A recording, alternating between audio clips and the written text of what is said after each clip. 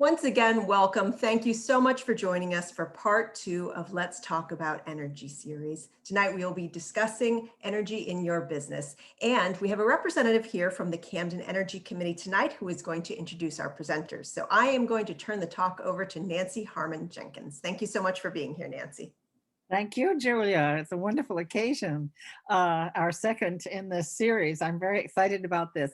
You know, here in Camden and in our surrounding communities, we're in many ways, we're a very old-fashioned part of the country with very comfortable traditional ways of doing things.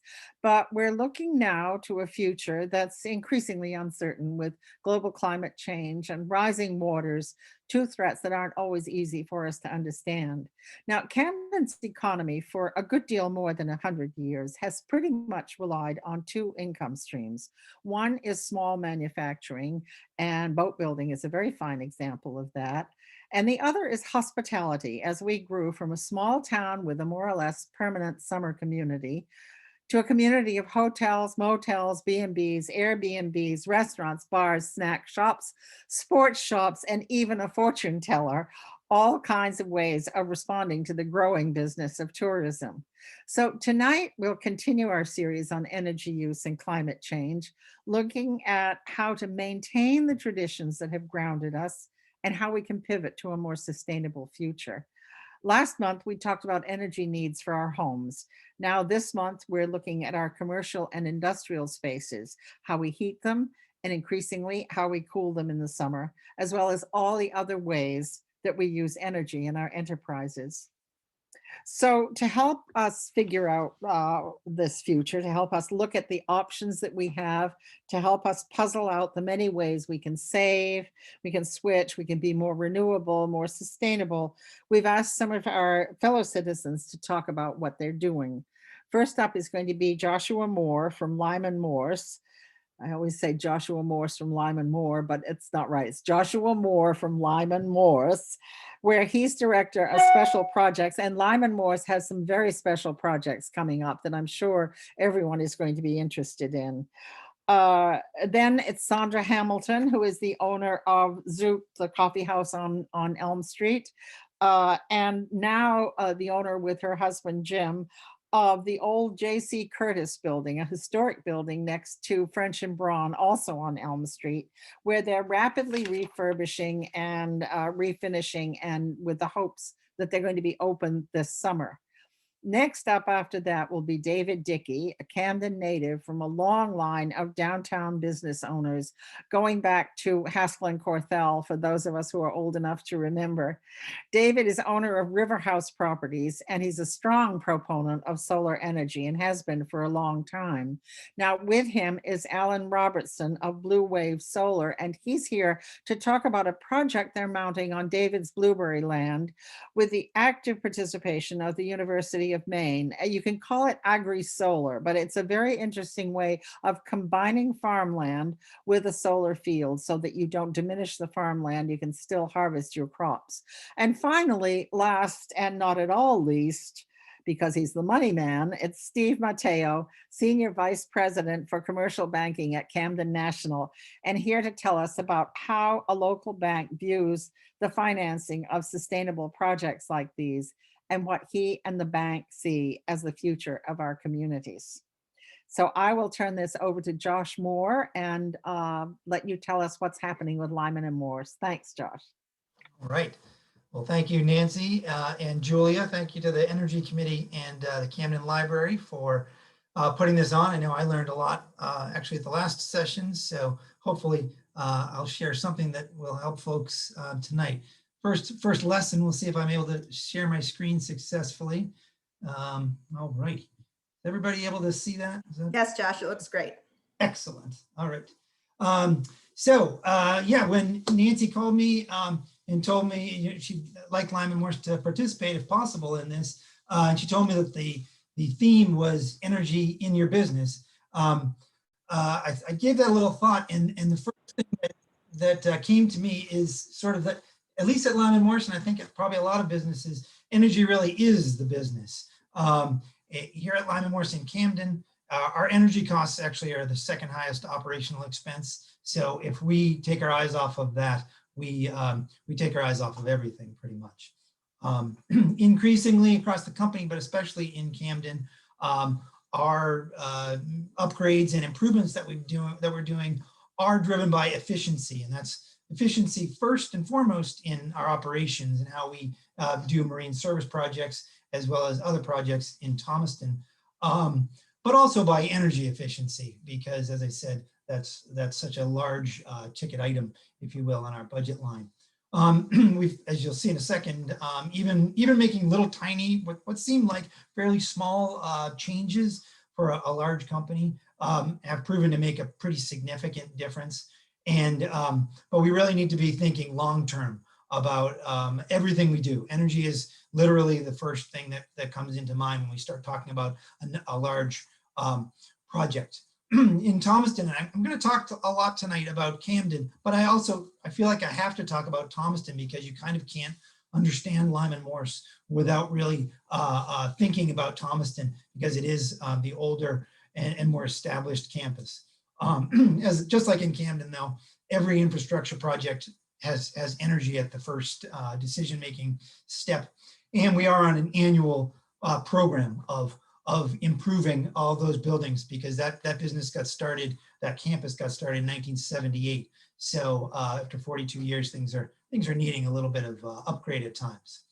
But here in Camden, when Lyman-Morse bought Wayfair back in 2015, and almost immediately looked at the campus and for again how the company could improve the operations. And really the bean yard, which for anybody who doesn't know, the bean yard is the old shipbuilding yard directly across Steamboat Landing from the parking lot that a lot of people know at the top of the hill at Lyman-Morse. A lot of people have never been into the bean yard. It's got those big green buildings, but it's a sizable part of the property. So that's really where the company began looking at those buildings. That was mostly cold storage for Wayfair. So Lyman-Morse pretty quickly started weatherizing some of those buildings and saying, how can we get more marine service happening up there? So insulated, especially one of the ones along the water side, upgraded the lighting from fluorescents to LEDs, and also really worked to improve some of the movement, that had happened there. As I said, a lot of buildings up there, and we're able to now move buildings out of cold storage into one of the service buildings, get some of the commissioning work done, or repair work more likely during the wintertime, and then put it back. So it's not a yard that goes to sleep or anything like that in the wintertime. Still a lot of trailers, a lot of boats moving around. Also worked on the inner harbor a bit on those buildings, working on some of the weatherization, some fairly basic things that one might do. Did a fairly significant project to improve the windows in the main service manager area, and also added a few new amenities that are of interest, including an electric vehicle. So if you ever see that's like a souped up golf cart that you see around town sometimes, we added that goes to French and Braun, sometimes a little bit farther afield, but generally it's like a French and Braun type of run, as well as from the outer harbor area near the travel lift to our area at the head of the harbor. Also added another more fuel efficient vehicle. We have a courtesy vehicle that we let people take, guests, and so we added a much more efficient vehicle for that, and added 2 electric vehicle charging stations there as well, which are very, very well used by our customers, but also by a lot of people. A lot of people just, they used to call me actually, say, hey, can I plug in? And we'd say, no problem. We'd love to have people out there. But then probably the largest thing was we were stepping up a plan to modernize the rest of the bean yard buildings, because as I said, those were fairly outdated. But plans don't always go according to plans. This is a slide I will try to go past as quickly as possible because I don't like to look at it. But as everyone knows, in June of last year, we did have a fire. And thanks to the incredible work by the Camden Fire Department, I really can't say enough about Chief Farley and his team. They really prevented a kind of worst case scenario from turning into that. It was actually located, the fire was kept to a fairly small portion of the inner harbor yard. And amazingly, no injuries and no damage to any of the boats docked on the face or anything. We had a lot of boats there, and some very high-end, one real classic actually sitting directly in front of where the fire was. And just unbelievable that they were able to keep that from getting on any of those boats. Unfortunately, though, it didn't stay out of the buildings. Those buildings were kind of put together with Yankee ingenuity and cobbled together a whole lot of different buildings over a long time. And they worked. It was a very productive boatyard, and a boatyard that has a great reputation around the world. Unfortunately, though, that Yankee ingenuity created basically a series of wind tunnels that extended from the fire throughout the entire property, all the buildings. So, for instance, and the smoke was carried by those wind tunnels throughout every building there. My office actually was pretty far away from where the fire was. And I can tell you that 4 or 5 months later, if I would go into my office just to check on something, I'd have to take a shower when I got home. I mean, the smell was that bad. It was pretty incredible. And that's with the windows open and really doing everything we could. So the occupancy permits, were obviously all pulled because of the fire. And it was determined that we did have to rebuild basically everything except for one building, which is building 1. And that's really where we tried to find a positive, I guess, and sort of pivoted pretty quickly to what we could do in building 1. That's our largest marine service building, and it's the one, it faces the yacht club. It's right by the travel lift, etc. So we almost immediately took that building right down to the studs, essentially, took everything out of it. And we did a lot of work on that building right up through, I think it was late September. New insulation, new roof, new heat system, added some windows. So we actually, because one of them was a bit of a black hole, and it really made a pretty tremendous difference just from solar gain in there. Took out all the fluorescent lights and went to all LEDs. And it's a pretty amazing place. That building did not look, we could not have gotten these photos. I can tell you that 6 months ago or a little more than that, I guess.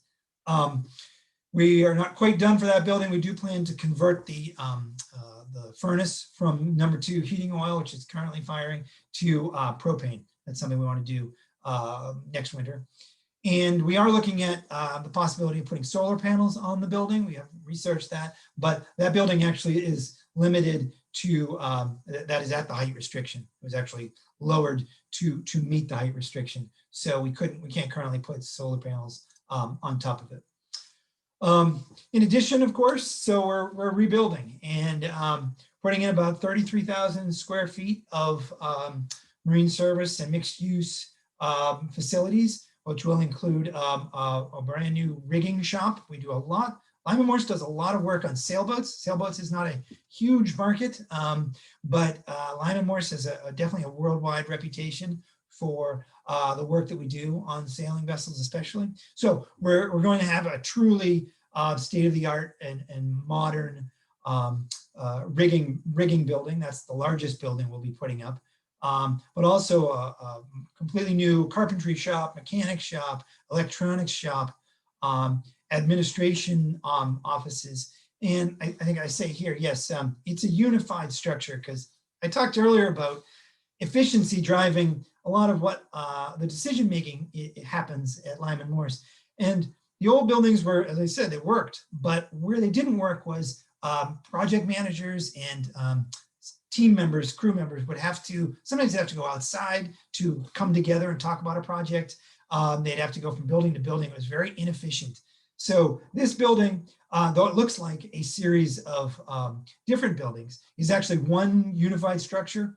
And so all of the teams the riggers will be able to walk from the rigging department to meet with their service manager to talk about, hey, we're going to take apart this winch. This is what we found, blah, blah, blah. Same with the carpentry and mechanics. So it really is, the efficiency there is pretty significant. It's also, going to be completely energy efficient, all modern insulation materials, et cetera. And then, but as I mentioned, we are really drawing on historical precedents for this structure. We actually went back to some illustrations that we found from the mid 19th century, and then some photos from the very early 20th century. And people think of boatyards these days as these big buildings, sort of parallel to the water, kind of looks like a hangar. And but back in the day, these were more of the gable end buildings facing the water. And so that's really what we've gone to here, and I'm quite pleased with it. I hope everyone will be when we're done. Looking at the sort of details of the structure, you know, it's going to be a steel structure. It's much more efficient to build that. It's going to be steel framing, steel skeleton, if you will. Low E, you know, windows, doors. I mentioned those. Everything is truly the latest. EPDM roof, because obviously we need to keep our heating and cooling needs. It's a big building, big structure. Combination, we're not going with any one system of insulation. So, you know, we will be using whatever is appropriate in each area, and no one system works for everything. So we're trying to stay as nimble as we can there. And then perhaps most importantly, the structure is being engineered and designed to support solar installation. It is also, however, at the height restriction. That building is actually lower than the other building. Because of where it's situated, it has to be lower. So we really were maxed out with what we can do. Also LED lights, of course. As I mentioned, we're switching over to propane and planning to put radiant heat in wherever possible in the floors. That's proven to be obviously the best option. And then heat pumps, these VRF heat pumps that you may know about, will provide heating and, as Nancy mentioned, increasingly cooling in certain areas. Although this energy recovery ventilation system is another system. There's a lot of things I'm learning here, and it's a pretty spectacular system. You know, if anybody doesn't know anything about those, essentially there are sensors that come on that let you know when, well, basically they know when to turn on and circulate the air, as opposed to having it on 24/7. Joshua, we have about 2 minutes left. Okie doke, I will talk fast. So I just want to fly through Thomaston real quick, because as I said, I think understanding Camden, you need to see what has happened in Thomaston. What fits the best with this theme, I think, is back in 2007, Lyman-Morse put up building 11, which is the largest building on the campus there. It's a very big building, fits the 110-ton travel lift, so we can do that's where we can put the bigger boats, 140 feet or so, can fit in there. Has a solar collection system that harnesses the heat, stores it, and uses it. That way, only the boilers only have to fire about 60% of the time. And it's a pretty interesting building. Lyman-Morse fabrication. Many people don't know actually that there is a metal fabrication building that we have kind of across from Lowe's, essentially. Same process. 2011, bought that, started upgrading in 2011. The lights there, converted over to propane, and actually we're starting a pretty significant rehab of that building this year. That's going to make it even more significant.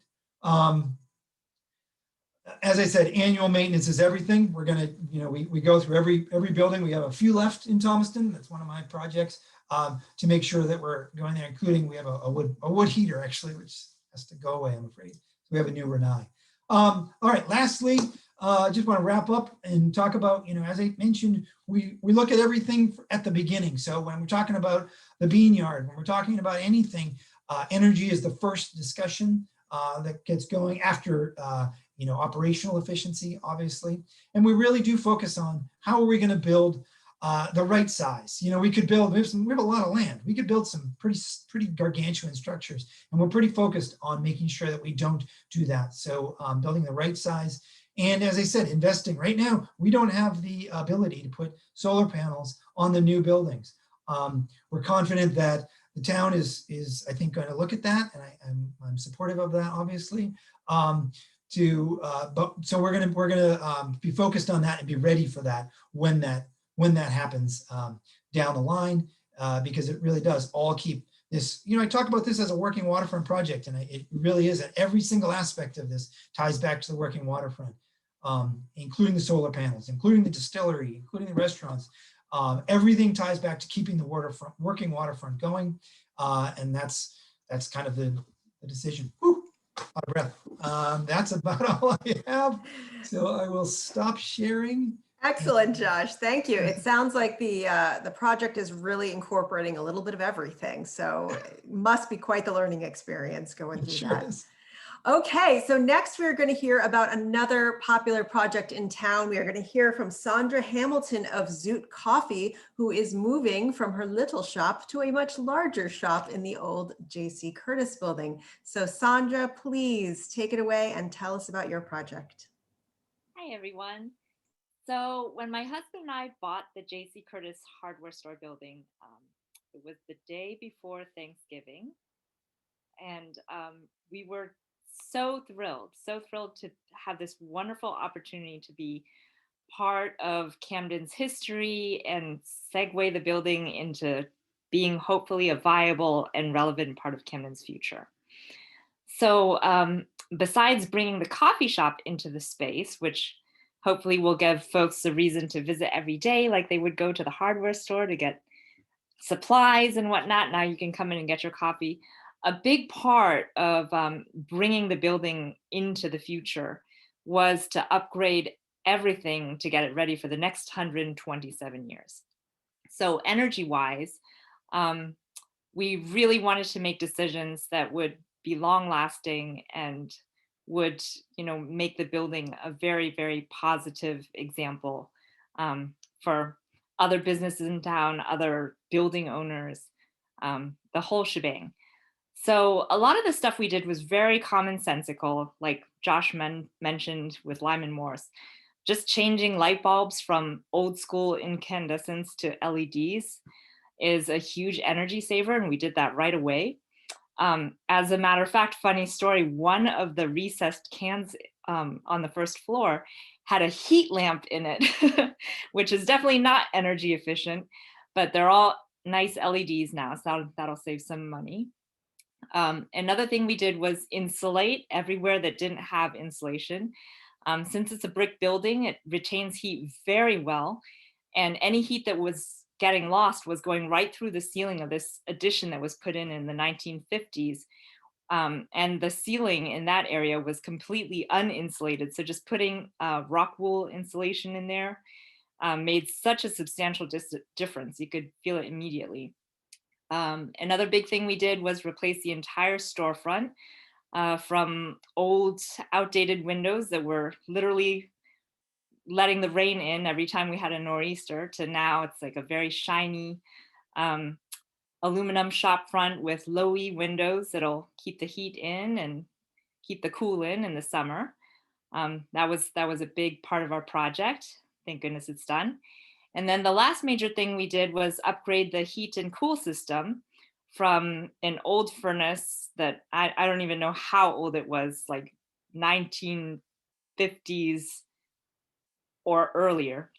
And it was just an old radiant system, which was working okay for the building, but we just really wanted to get away from oil altogether. So we replaced that old heating system with a heat pump and AC units, mini splits, and that just run on electricity. And so getting away from oil altogether, the building is completely run on electricity now. So as business owners carrying that theme of moving away from oil and fossil fuels, we're also committing to having the coffee shop run purely on electricity. And as a matter of fact, we're going to be the first coffee roaster in Maine to commit to this really exciting new electric coffee roaster. So that's very exciting for us and also new. We've never roasted coffee before, so it's a great opportunity to sort of like seize on the cutting edge, newest technology and do something more green. I'll also be doing all the cooking and baking using an electric stove. And to get all our electricity, obviously we want to make sure that the electricity itself comes from some kind of renewable source. So we signed on to a community solar plan, which I think is going to be discussed at greater length a little bit later by somebody else on the panel. So feeling good about the fact that our electricity will come from renewable sources, solar mostly, I believe, and wind as well. And that just is going to make us feel ultimately great about moving Zoot and the J.C. Curtis hardware store building into the future. I wanted to mention that for a lot of business owners contemplating changes like the changes we've made, it is a huge expense. For us, it was kind of a no-brainer because moving into the space, we had to do a huge renovation anyway. So if we have to upgrade, of course, we're going to choose the greener options. But Efficiency Maine amazingly has huge rebates that they offer to business owners and building owners as incentives to upgrade to greener systems. So for example, for upgrading our heating system to the mini splits, we received more than $3,000 back from Efficiency Maine. That's a huge, huge help. I believe they also offer smaller incentives, even just for changing your light bulbs over to more energy efficient light bulbs. So it's really a good idea to check Efficiency Maine's website or talk to one of their representatives. They're really helpful about what kinds of programs they have that can help business owners and building owners upgrade to more greener systems. I think that's all. I don't have a fancy PowerPoint presentation or anything, so. Thank you so much, Sandra. That was very inspiring. And I really appreciate that you mentioned the Efficiency Maine rebates, because that's something that both homeowners and business owners can take advantage of. Okay, so we're going to transition from food and beverage to the hotel industry, and we are going to hear from David Dickey of Riverhouse Hotel and Inn. David, it is your turn.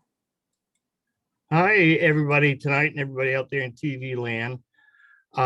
As a matter of full disclosure, I need to open this up by saying that Nancy was my babysitter during the end of the Eisenhower administration, and gasoline was 30 cents a gallon. In today's dollars, that's $2.79. Part of this was my research of and bringing back memories of the 1973 Arab Oil Embargo. And literally the whole world and country changed then. And, you know, Nixon started the Energy Commission, which we never had before. You lined up for gasoline. And the days of CMP telling you electricity was the way to heat your house was pretty much over.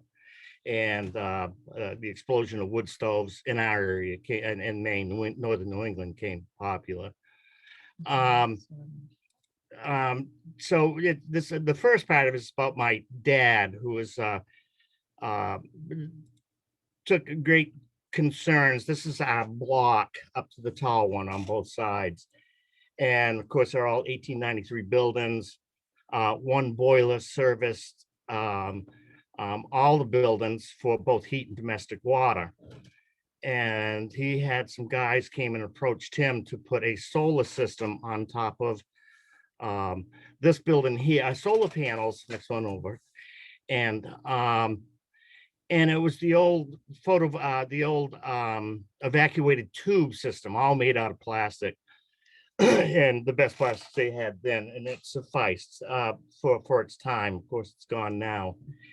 And what this did was preheated the water, like any domestic hot water system, preheated the water, went stored in tanks, and then was fed into the boiler. The water coming in is about 52, and it heated it up to about 120 or so back then, which you only need that 20-degree gain to have it. If someone came along and said, I'm going to save you money and energy, and everybody was throwing spitballs back then, he did it. The slate roof here was sprayed with foam. This building here is all the polyurethane foam. This one so he was doing this way before anyone else did. And I think it was because he was sleeping in a blanket in the Army when he was 17, that he was never going to be cold again. They also, and Nixon also at this time said that you will shut your businesses down at 5 o'clock when dinner used to be at 6 o'clock. And turn your thermostats down to 68, which also caused a lifelong turmoil with my mother and father, dad turning it down and mom turning it up, of course. So as I said, this changed the world altogether. I had a Volkswagen. I took a off year from college and got my Volkswagen bus with an $800 budget. And right when I did, gasoline doubled. So I had to work on my way out.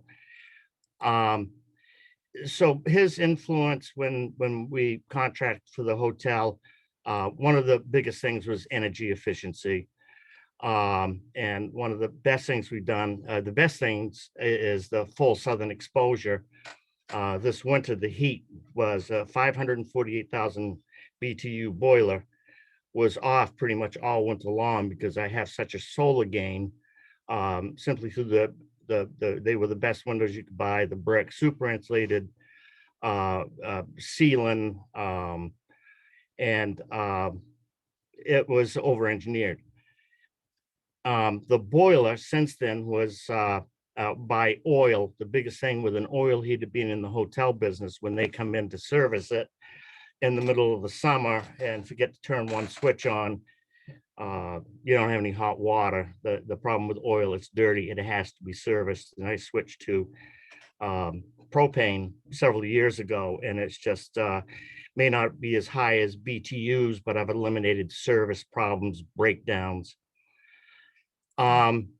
Again, in the hotel business, the biggest thing you're selling is a parking space, a bed, and a hot shower. And so your costs become that hot shower, that it is there and available at any time. So I started looking into the solar domestic, and the view you're seeing is the seagull's view looking straight down on the building. So on the east end, your left side, is the original photovoltaics. And when we had the roof replaced, I added 3 more. On the east end, your right-hand side, is the photovoltaic collection. So I have 2 systems running here. The solar went in first, and it was pretty impressive that the boiler room was insufferable to go into it, therefore the rooms above it. And the solar gain, the domestic gain, the boiler was pretty much off all the time. It wasn't cycling, it wasn't maintaining, 160 degrees, 180 degrees. And I had storage, and the storage I get out of that pretty much takes us through morning showers and through to noontime, that we can get loads of laundry done on stored capacity.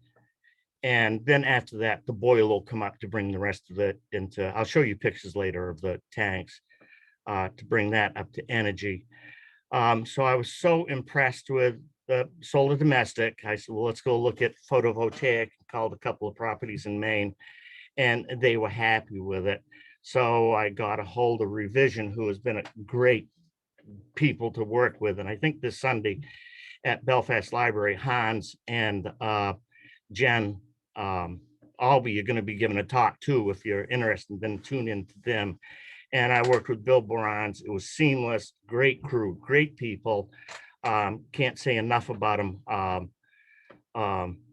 and what they do, even though I'm dealing with Alan from Blue Wave. But it was a seamless. They came back, put the 3 panels in, and it was done. I have gauges here in the building, so I always know what the temperature is. On a cloudy day, like today, the overcast, I'm still producing some small amounts. Right here is on the building, and the wind blew away my little sign off it this winter, is a remnant, a relic of my father's panels. And he had about that line up there, about 12 of them up on the roof.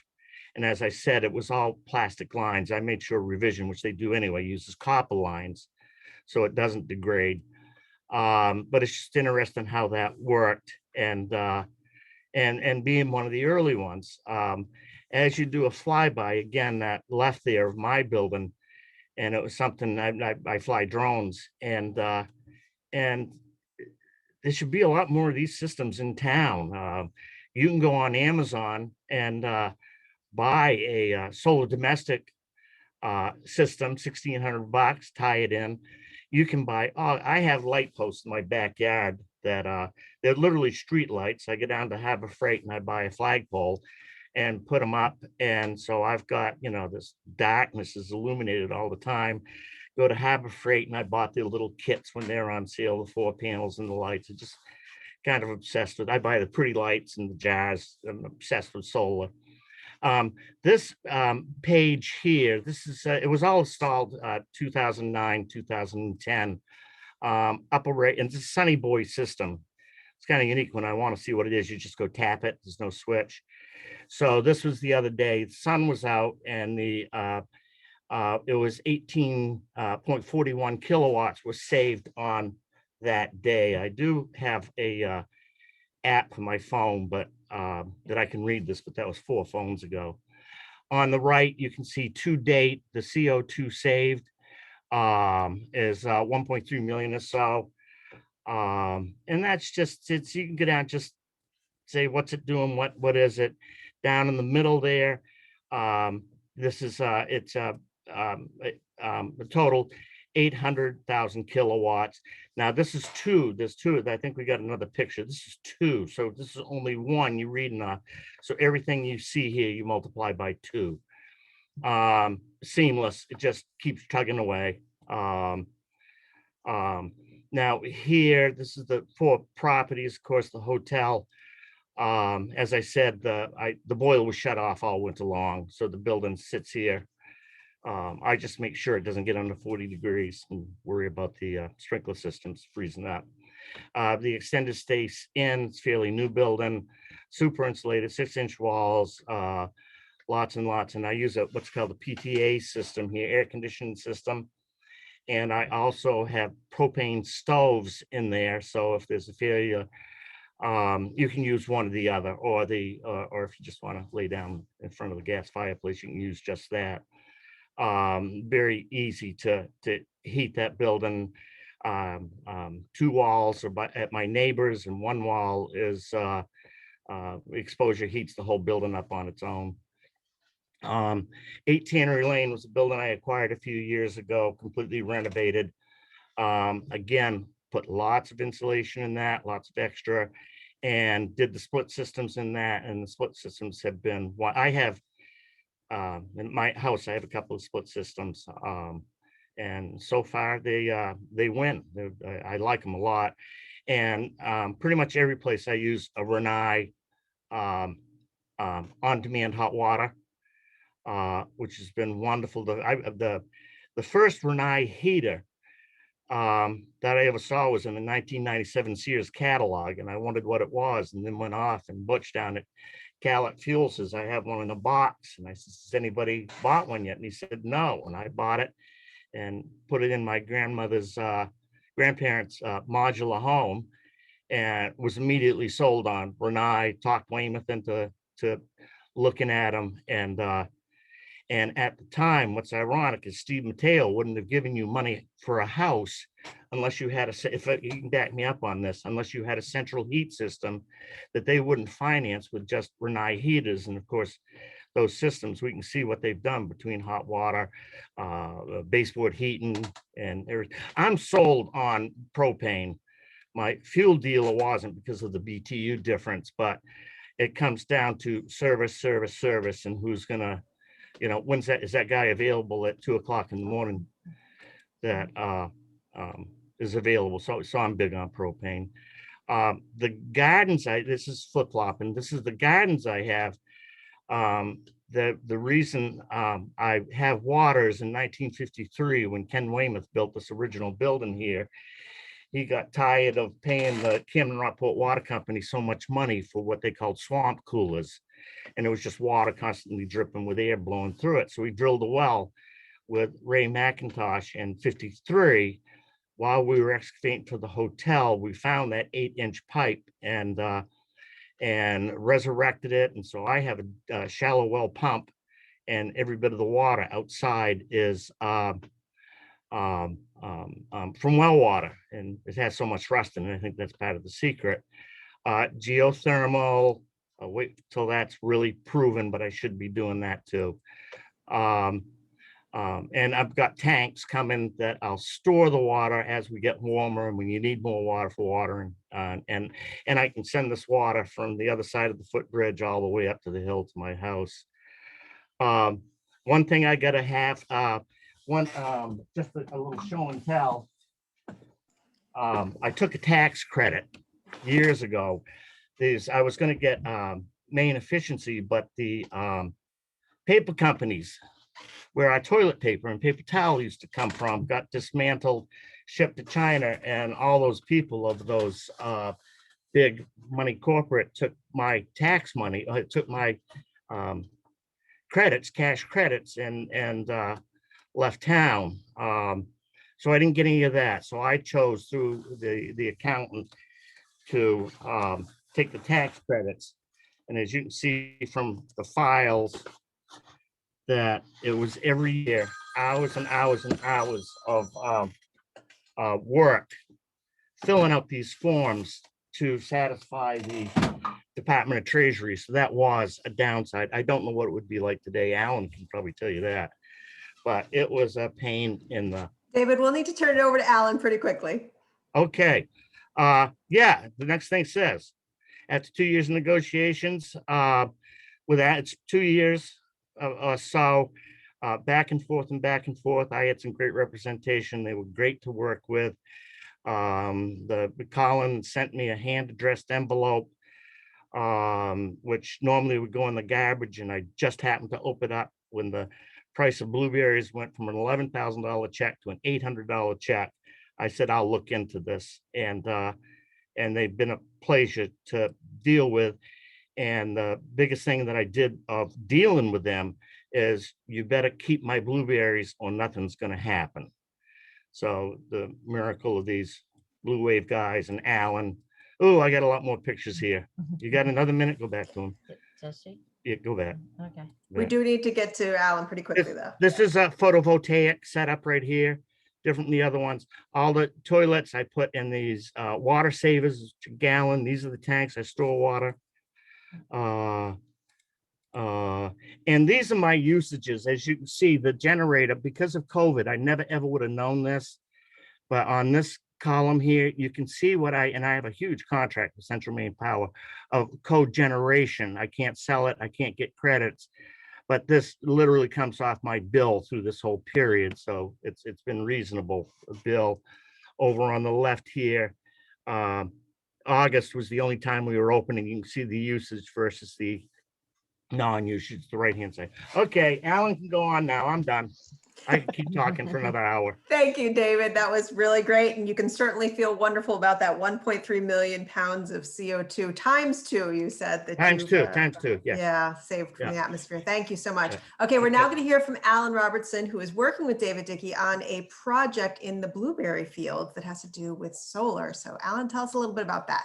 You got about Excellent. 8 minutes or so.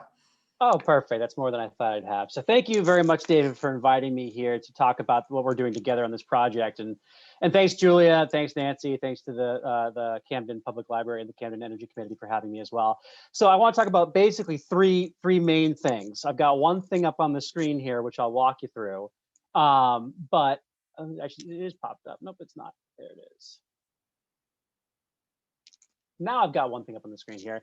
And I'll try to avoid using my PowerPoint. I'll spare you, but if I've got to go to it, I will. So the three things I want to talk about are community solar. What is community solar? I think we're all kind of familiar with putting solar panels on roofs, and David actually talked a little bit about that, that he's doing and implementing. Two, what are we doing specifically on David's property? So up the hill there near Macy's Pond in Rockport. And then three, and David talked about this a little bit, this agrivoltaic dual use thing. So why are we doing it? How do we get there? And what's happening there? So first and foremost, what is community solar? And I'd said before, we're probably all somewhat familiar with what solar panels look like and how they can be mounted on rooftops and how the energy produced by them can go into a building and offset your consumption otherwise. Community solar is slightly different. It's relatively new to the state of Maine. It's existed for quite some time, but not at the scale that we see it today. We couldn't have done what we're doing with David 4 years ago or so. So community solar is a means in which folks can participate in solar energy and solar power without having to put it on their own roof. So what we do is we install them in fields, blueberry fields in some instances, and we pump the energy onto the grid, and then folks and business owners and sometimes residents can subscribe to the solar array and get energy savings without putting on their own building. So why would you do this? Why would you subscribe to a community solar array and not put it on your building? Well, one, I think we actually heard at the top of the hour from Joshua, sometimes there are building limitations that you can't put them on your own roof, like whether it be height limitations or structural limitations. Also, solar panels cost money. There are a lot of tax benefits and things, but sometimes folks, individuals that don't pay income tax or businesses that are tax exempt can't tap into these incentives, so they can't own them themselves. So there are several reasons why individuals might do this. So what we do is we put them out into fields. So transitioning to what are we doing on David's property specifically? Now you saw pictures of what David did on downtown in Camden there. It looked like he may have had 40 or 30 modules. This, I'm going to zoom out a little bit for those of you that are familiar with the Rockport area. This is right next to Macy's Pond. Macy's Pond is down here to the south, and then Rockland Street is up here to the north. It's way up here. There it is. My computer is slowly moving. So instead of having 40 modules, this array consists of about 10,600 modules. So it's slightly bigger than what you might find on a small commercial facility. So we put them in on these little racks, and we put them in rows, and we mount them to the ground. So specifically what we're doing here is we are putting these screws into the ground, and we're more or less like an erector set that some of us have played when we were younger. You kind of set up the erector set and you mount the solar panel to them, and you line them up like this, and you point them south. So south is sort of down and to the right of this picture here. So what happens is these electrons go out onto the street, and then there's a meter that's connected to the system, and it's constantly tallying up the solar credits. And what we do is we find people to subscribe and buy those solar credits from us at a discount. So you pay less than you would have otherwise. And I know folks, that are participating in this system are local business owners. So I'm not sure of the exact number, but I think it's like 3 or 4 franchise owners that are subscribed to this solar array, and they're benefiting from the reduced cost. So property owners can benefit as well because we lease the land from them. So what you're seeing here, to transition into why David's project is extremely unique, is what we're doing here is we're maintaining the blueberry field. So one big shout out to David for even mandating that we do this. It's not all that easy to do, and for a few different reasons. We've done this, Blue Wave has done this in other states, but under certain umbrellas of incentives. We're incentivized financially to do it because it's not cheap to maintain a farming operation within a power plant, more or less. 2, our working with David is a lot more tricky. So he chose the trickier route on purpose, so that he can keep his organic blueberry fields. So why is it trickier for David? Couple things. 1, the timelines are longer. 2, we have to sign a lease with David, so we can use his property. But when we're doing agrivoltaics, we're negotiating 2 more contracts. 1, a farming plan. 2, a sublease for the farmer that's going to farm on this property. So there's a whole host of other things we have to do. So a big shout out to David for going down this road with us. So what are we doing here? So you can kind of see, and I apologize for this sort of boring picture we have here. This project is already under construction, but it's exactly that, a construction site. I wish I could show you some nice as-built pictures, but we don't have those just yet. Maybe we can come back and show them later. But so you're seeing the solar system here in the rows of modules. If I zoom in, you can kind of see individual modules. One of those rectangles is each individual module. Like I said, there's over 10,000. And this 5-acre section right here that's cordoned off here that's the dual use agrivoltaic section. And if we kind of go in a little farther, we're parsing that down to a couple of other things, which I'll mention. But that's where we'll be maintaining mechanical farming. So throughout the whole array, there'll be we're outside of this little rectangle or this boxed in area, we're going to be able to maintain hand picking. In there is going to be mechanical. And furthermore, we have special construction practices on site, because if this were a normal construction site, we'd go in there and we use bulldozers and we kind of have our way and kind of and put all of the posts and everything. We have to pay close attention not to damage the existing blueberry plants. We're not planting blueberries later and then hoping they grow over the course of the next couple 100 years. It's like a 200-year-old blueberry plot. We are trying to have a crop in the next handful of years here. So what we're doing is we're implementing a super white glove treatment construction method up here. We're doing like sort of a little less, but a careful section within here. And we're using the normal construction method, what we normally choose within here. Why are we doing that? I think someone had mentioned at the top of the hour, in conjunction with the University of Maine, we're using this as a pilot property. So what types of construction methods will yield the best results? Do we need to have the white glove treatment, or can we use our normal construction methods? So in conjunction with the University of Maine, we'll be watching these crops bounce back to life. We'll be watching how these different construction methods really impact the blueberry growth. And furthermore, we'll be watching closely how well do blueberries grow within the rows of solar panels. So what our hypotheses tell us, and what we think will happen, is the microclimates that are created by having the modules over them and not direct sunlight will create a more moist soil and mitigate against the rising climate, mitigate against climate change and the rising temperatures, and which are affecting blueberry fields all across the state. So the last thing I'll mention is actually within this dual use area, we're also implementing a special technology, a relatively new technology called bifacial modules, which are a little more opaque. They allow a little more sunlight through than your traditional module. And we, outside of that area, we're implementing non-bifacial. So this is a really interesting project that's going to be a test facility and a launching pad for agrivoltaics and blueberry solar arrays throughout the state. Happy to get into more weeds. I could probably talk for 10 hours about this, so I'll pause there and answer questions later if they pop up. Thank you so much. You miraculously hit 8 minutes on the dot. Very impressive, Alan, and a very interesting project. I look forward to hearing more about this. It does sound like a great experiment. Okay, so we are now going to turn it over to our last presenter of the evening. We're going to hear from Steve Matteo from Camden National Bank. All right, Steve, your turn. Good evening, everyone. Thank you, Julia and Nancy, for inviting me. It's an honor to be a part of this. So I appreciate it very much, and I'm glad to be here tonight. Really, I just wanted to touch base real quick on who Camden National Bank is. I know most of you are very familiar with it. You know, we've been in since 1875, really headquartered in the same exact location right downtown near the post office. We're about $5 billion in assets, close to 650 employees. And we really, you know, we've grown. We have 58 banking centers. We're also in New Hampshire and Massachusetts. Really, we're a full service community bank. You know, I'm bringing up the size of the bank only because we're large enough to offer most of up-to-date consumer and commercial products.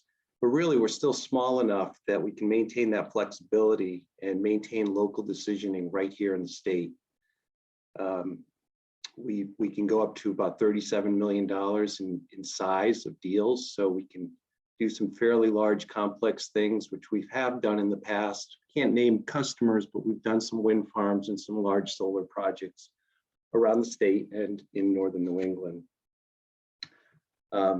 You know, we funded a lot of successful businesses, you know, with working capital, construction, equipment loans. In 2020, even during the year of the pandemic, just on the small business loans, and that's companies with revenues under $1 million, we lent about $618 million. About 50 million of that was directly in Knox County alone. You know, really, we're values guided, dedicated to our customers. We've financed renewable energy projects in the past. We're aware of the economic benefits to our customers and to the environment. Really, though, what this means to me is that we care about and are vested in our communities. You know, we want our local businesses and neighbors to succeed.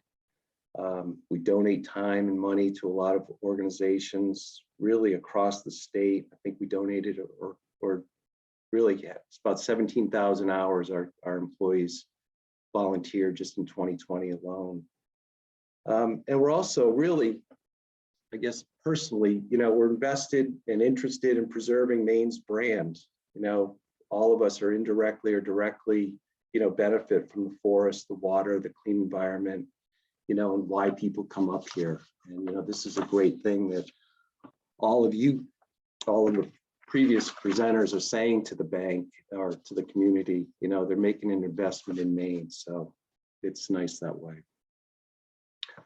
I'm kind of just going to tag along on the solar energy projects right now. We offer a wide variety of commercial loan products tailored really to the individual businesses and the size of the transactions.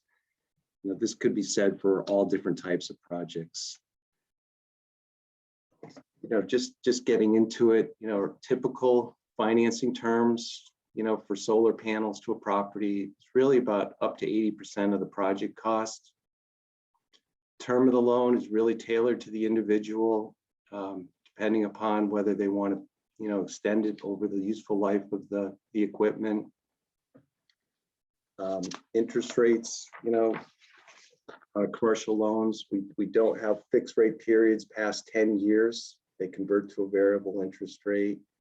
And, we do take collateral, but everyone's financial position and needs are unique.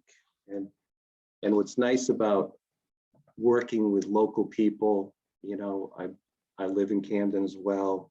Our policies and our products allow us to really customize a solution that meet the needs and the cash flow requirements of different types of businesses.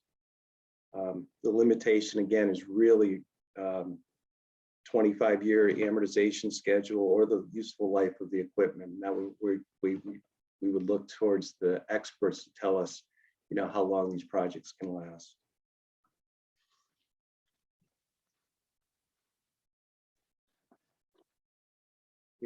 Just getting away a little bit from just the solar power, we have looked at other renewable energy sources. We financed biomass plants, solar farms, wind farms, and I think what the community has done, I think a lot of the communities right here, including Camden, how they've been replacing the street lights to an LED. And we also work with the town, because they ultimately pay for this, but also with the people that are taking out the LED or converting it to LED lights. We show them what we can do from a financing perspective over the useful life, so they can incorporate that into the break-even analysis of their project. So we've had quite a bit of experience in financing these types of businesses and projects that are going on, all the way from the large plants down to the small individuals. We just look to partner with people that have experience in these places. We rely on third-party engineers to make sure that the phases of the projects are all built on time, on budget, and to the specifications that the borrowers are looking to achieve. We also look at this as an area of growth. We like the benefits it provides our borrowers. And also, I personally, and I think everyone at the bank too, appreciates what it does for the environment.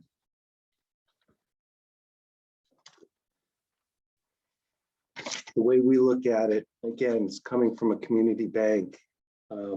We like that it generates energy that produces no greenhouse gas emissions, resulting in less air pollution.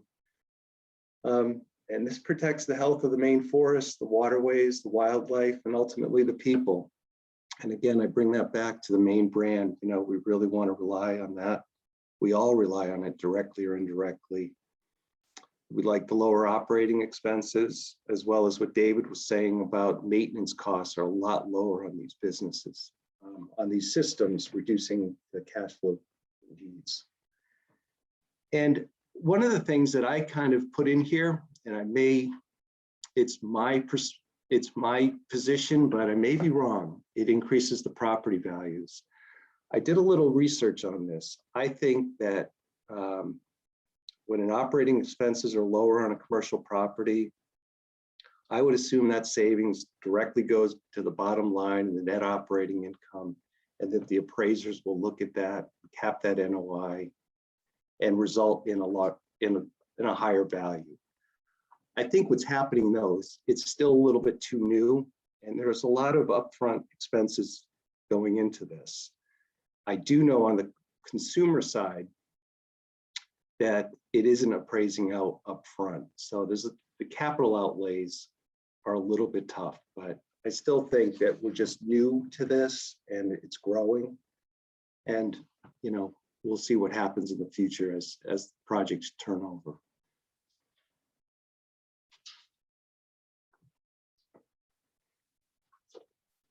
I think, from the bank's perspective, we're not engineers, but we do look at output risk, depending upon the needs of the business. Will it generate sufficient energy throughout the year?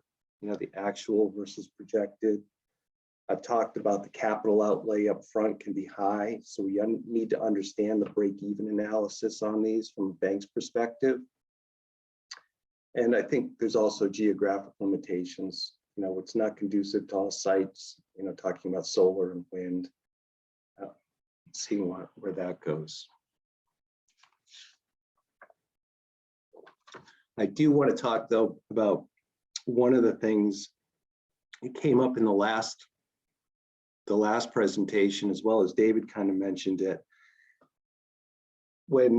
If a consumer wants to finance a piece of property just using solar energy, up until last month, the bank was requiring that there was a backup system in place at that time, as well as heat pumps in the past. Heat pumps now we can do without any additional backup. Solar is just turning the corner this month, where there is a large 2-page thing that needs to be filled out, checking it to make sure, again, that there's no limitations on the system and that it can generate sufficient output. But we are making progress in that, so it's good to know. Really, the bank's position is there's a lot of advantages to incorporating these types of systems into your project. We like them. We have the ability to finance them from the start or adding, but we just, from a bank's perspective, we also want to recognize the risks that we talked about, making sure that it's built correctly to fit the size of the building and make sure everyone's there. So we hire the right people, and we just want to make sure that we look at financing. We want to incorporate it into your projects to make sure it works right from the beginning because of the capital outlay and the break-even analysis. So again, we like this, and we're here. I think just like all the bankers around here locally, we're available to tailor specific products really to meet the cash flow needs of everybody. So thank you very much for inviting me tonight, and I look forward to asking for any questions. Thank you, Steve. It's really fascinating to hear, from everyone and from you that this is such a cutting edge transition, where we are right now. You're talking about differences in what, decisions would have been made a month or so ago based on these renewable sources. So it's exciting to hear about, the experiments that Alan talked about and what we're going to learn from all of that. And hopefully this will just be something that'll become normal as we go forward. Okay, I'm going to open it up now to the participants in the audience. If anyone has a question, you can go ahead and please type it into the chat box now, and we'll do our best to get those answered. We do have one question that's come in first, and it appears to be for Alan. Not surprised, we kind of knew that there'd be some questions about community solar and some questions about agrovoltaics. So this is the first one. She would like to hear more about if farms can be designed so that agriculture continues on that land, so that solar doesn't take agricultural land away or habitat land, how farmers can pasture animals on the same land or grow crops. Yeah, great question. There's a couple different ways to do this, and we approach every agrivoltaic project a little bit different. I'll take David's property for an example, because that's obviously really pertinent to the conversation today. We actually didn't change the design of the property all that much. From an actual engineering of the solar array, it's not all that different. The modules are a little higher off the ground than we normally would put them, but that wasn't outside the realm of reasonable for snow shed and things. So we want them to be a little higher off the ground so you can get farming equipment underneath and things like that. What we're doing on his property is conversely, we're not actually designing the array around the farm, we're designing the farming equipment around the array. So we're actually designing custom farming equipment to go within the rows. Now, another thing that was brought up, that you brought up about pasturing and in livestock. That's something that we're actively working with as well right now. Actually, one of our farms in Massachusetts, our solar farms in Massachusetts, has instead of using mowers for operations and maintenance and keeping the grasses low, we're using sheep, and we're doing that on a lot of our projects in the state of Maine as well. As far as leaving animals within the array for an indefinite amount of period, so that can get a little problematic. Using them in a controlled manner to maintain growth is something that we're doing today. So we can continue to do that moving forward. We're actually dabbling right now with cattle, with like cows and things, which are obviously a lot larger than sheep. And we're actually having to make some design changes to the solar array, because if they bump into a module, it might break it. We'll have to put them a lot higher off the ground. But usually the design changes are height off the ground and space in between rows, because now you don't have to walk between, you've got to get some farming equipment between. Hopefully that answers the question. Thank you very much. We do have someone raising their hand. Kay, if you could type your question, that would be really helpful. Thank you. Actually, Kay, I can try to unmute you. We don't have too big of a group. I'm going to ask you to unmute now. Kay, are you able to? Sure. Okay, go ahead and ask your question. It's more of a comment and to add, first of all, compliments to everybody who's presented. And nobody's really talking about the macroeconomic benefits to our local economy of doing all this, because for every dollar we spend in Maine on fossil fuels for any kind of energy use, we're sending 80 cents out of our state's economy. So 80% of every dollar on fossil fuel energy is leaving the state's economy, and all these measures that people are describing are going to save that, keep that money circulating in our own economy, and help us to buy more cafe at Zoots and things like that. So it's all wonderful, and it's going to have a sort of echo effect, a positive echo effect, I think. Thank you very much, Kay. And I also wanted to put a question out there kind of to anyone in the panel, on the panel who'd like to answer it. Have you been hearing from your clients requests for more eco-friendly practices? Was this something that all of your businesses came to on your own, or was this something that you were really noticing a push from the clients to move towards? Anyone who wants to jump in can. I mean, I'll take that, and I'd like to hear from everyone else actually, but I will just say that, you know, in the boating industry, the yachting industry, there is an interest in sustainable methods and energy production. So while no one has explicitly said, boy, it'd be great if you would put some solar panels on there, it is a frequent question of our whole operation of how sustainable are you? You know, boat building, especially looking at composite boat building, can be a rather you know, nasty stuff at times. There are some things that are not as environmentally friendly as others, and so we really are always looking at how can we be in this business and in being in this industry in a way that is as helpful and beneficial for the environment as possible. So I don't think anyone has specifically said, can you put solar panels up? But it is part of the conversation with every client, really. And I think that, as you had mentioned, you know, you're quite a renowned boat building manufacturing company. To keep yourselves as innovative as possible, I think your clients would naturally respect that and would naturally look to that. So thank you. Did anyone else want to chime in about any input they've received from clients asking for more sustainable practices? Yeah, I'd love to say something about that. I agree with Josh. None of my customers specifically say, Sondra, could you please do something more sustainable with your business? It's not like that. But the customers that I have, I know, are very focused on a greener future. It's a high priority in our community. And so I think any decisions that are made business-wise to sort of move to more sustainable systems is very well received and probably rewarded with customer loyalty and all of that good stuff. But just creating, you know, a more positive view on our future as a community and an individual business. I think that it's really quite obvious that community members support green initiatives. So yeah, that's definitely a factor to consider. And when there's options like community solar that are free for business owners to participate in, it's sort of a no-brainer. Excellent, thank you. And you should probably talk to David about the blueberries so that you can use them in some of your baked goods. We can really make this a very productive panel here.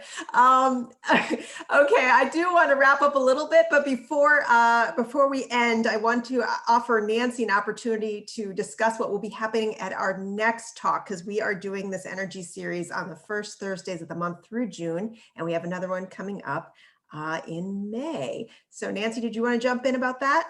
Absolutely. And I also put up a comment because I think sustainability can be a real selling point, and it doesn't make any difference whether you're selling a piece of real estate or a boat or a hotel space or a cup of coffee. I think given the choice, most customers, most clients would rather go with something sustainable than something not.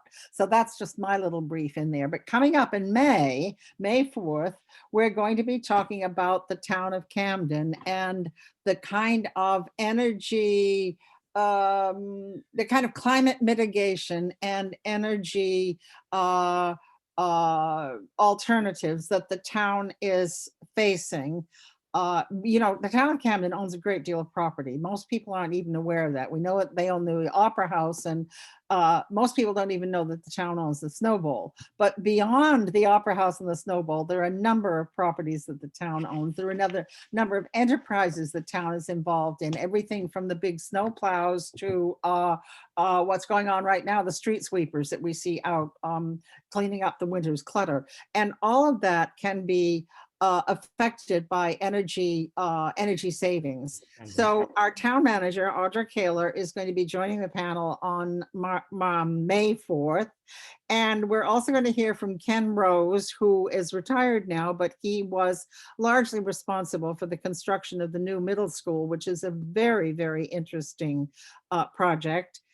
Davis Saltonstall, who is Rockland's sustainability consultant. And I asked him to join that panel because I'm wondering if maybe Camden needs a sustainability consultant, an official position to advise the town on that. And then Beatty Parker, who is going to talk about her favorite project, which is trees and how trees can mitigate climate change, and especially the need to plant more trees and more trees and more trees in the town of Camden. We have a very leafy environment here, but it could be even leafier, and Beatty's going to address that. So that's what's going to go on May 4th, and I hope all of you will join us and bring along your friends. Thank you, Nancy. I certainly found this to be a fascinating conversation, and if you did as well and you would like to share this program, I have recorded it and we will be posting it on the Camden Public Library Programs YouTube channel. If you have any difficulty locating that, email me and I will send you a direct link to this recording. As Nancy said, I hope you all return for our future presentations, and tell your friends. I also encourage you to visit librarycamden.org. We have an events calendar up there. We do talks like this all the time, most Tuesdays and Thursdays, and we cover a wide array of topics, and it's a lot of fun. So please join us for a future program. Julia? Oh, yeah. Can I add, in relation to what Steve said? Sure. The cost payback, on my water side, the payback was immediate. It was years before I figured out how much photovoltaic was, because I knew it was going to cost me more than I ever spent on washcloths. But the bottom line was, by installing solar, promoting it to my guests, it's good for business too. So you take the drawbacks of the government forms, the approval of the banks, where you get the cash and the money. I've never regretted the day of making that investment. It's a business expense. It's a write-off. So I could justify it in my case, but it wouldn't be a bad thing for Camden to promote itself that way either. So. Well, thank you, David. I think your testimonials from all of you, this has been very helpful to business folks out there who are thinking about making these decisions, and all of that input was really very valuable. So again, thank you to all our presenters tonight. We appreciate your time. We appreciate the work that you're doing in our town, and take care, everyone. Good night. Thanks. Bye.